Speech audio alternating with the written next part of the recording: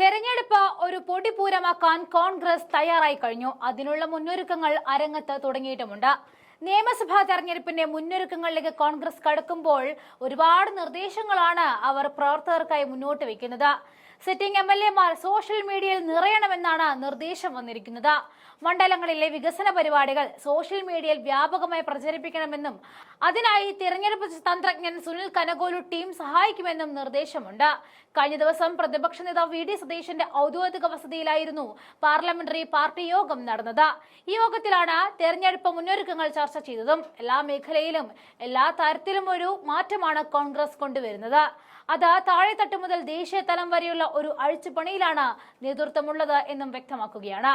ഉൾപോരുകളും വാശിയൊന്നും വേണ്ട. എതിരാളികൾക്കെതിരെ സംഹാര താണ്ഡവമാടാനുള്ള ആർജവമാണ് വേണ്ടത്. അതിന് മുന്നിൽ നിൽക്കാൻ ആള് വേണം. ആ പാതയിലാണ് ഇപ്പോൾ കോൺഗ്രസ് പാർട്ടിയുമുള്ളത്. പുനഃസംഘടന മുതൽ അധ്യക്ഷനെ മാറ്റിവരെ അടിമുടി മാറ്റം കൊണ്ടുവന്ന് ഒരു പുതിയ നാളെ നേടിയെടുക്കാനാണ് കോൺഗ്രസ് തീരുമാനം. കോൺഗ്രസ് ആവേശത്തിമർപ്പിലാണ്. തിരഞ്ഞെടുപ്പ് തീയതികൾ പ്രഖ്യാപിച്ചതോടെ അരയും തലയും മുറുക്കാൻ കോൺഗ്രസ് ക്യാമ്പ് തയ്യാറായി കഴിഞ്ഞു. പുനഃസംഘടനാ ചർച്ചകൾ ചൂടുപിടിക്കുകയാണ്.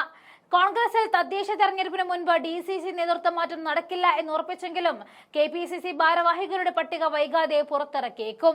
കൂടാതെ തദ്ദേശ തെരഞ്ഞെടുപ്പിന് മുന്നോടിയായി തദ്ദേശ സ്ഥാപനങ്ങളിലെ സംവരണ വാർഡുകൾ നിശ്ചയിക്കാനുള്ള നറുക്കെടുപ്പ് ഒക്ടോബർ 13 മുതൽ 21 വരെ നടത്തും.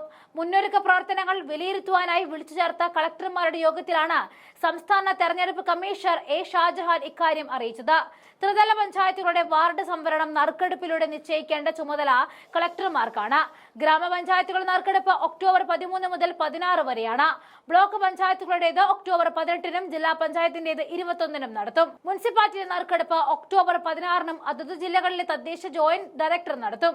21-ന് കോഴിക്കോട് വെച്ചും കണ്ണൂർ കോഴിക്കോട് കോർപ്പറേഷനിലെ നറുക്കെടുപ്പും 18-ന് കൊച്ചിയിൽ വെച്ച് തൃശൂർ കൊച്ചി കോർപ്പറേഷൻ നറുക്കെടുപ്പും 17-ന് തിരുവനന്തപുരത്ത് കൊല്ലം തിരുവനന്തപുരം കോർപ്പറേഷൻ നറുക്കെടുപ്പും നടക്കും.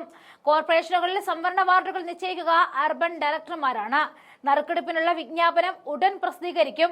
ഒക്ടോബർ 3 മുതൽ സ്ഥലം മാറ്റത്തിന് വിലക്ക്. തദ്ദേശ സ്ഥാപനങ്ങളെ തെരഞ്ഞെടുപ്പ് ഡ്യൂട്ടിക്ക് നിയോഗിക്കാനുള്ള ഉദ്യോഗസ്ഥരുടെ വിവരശേഖരണത്തിനായി ഒക്ടോബർ 3 മുതൽ സർക്കാർ ഉദ്യോഗസ്ഥരുടെ സ്ഥലം മാറ്റം വിലക്കും.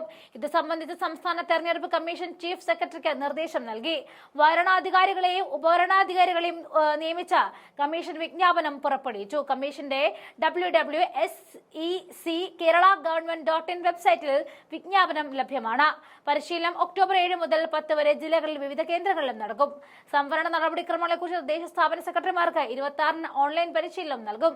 ജില്ലാതല ഉദ്യോഗസ്ഥർക്ക് 25-നും ജില്ലാതല മാസ്റ്റർ ട്രെയിനർമാർക്ക് 29-നും 30-നും തിരുവനന്തപുരത്തുമാണ് പരിശീലനം. മുന്നൊരുക്കമടക്കം ഹരിതചട്ടം പാലിക്കണം. ഇതിനായി കുടുംബശ്രീ, ഹരിതകർമ്മസേന, ക്ലീൻ കേരള കമ്പനി തുടങ്ങിയവ സേവനം വിനിയോഗിക്കണമെന്നും കമ്മീഷണർ നിർദ്ദേശിച്ചു. എല്ലാ അഴിച്ചുപണികളും പൂർത്തിയാക്കി ഒരു പുത്തൻ താരോധ്യം ഉണ്ടാക്കിയെടുക്കാനാണ് കോൺഗ്രസിന്റെ തീരുമാനം. രണ്ടും കൽപ്പിച്ചുള്ള ഇറക്കം തന്നെയാണ്. കൂടാതെ സർക്കാരിന്റെ ആഗോള അയ്യപ്പ സംഗമത്തിനെതിരെയുള്ള കാര്യങ്ങൾക്ക് ഉൾപ്പെടെ നേതാക്കന്മാരെല്ലാവരും തെരുവിലിറങ്ങി സമരം ചെയ്ത് കരുത്തു കാണിക്കുകയുമാണ്.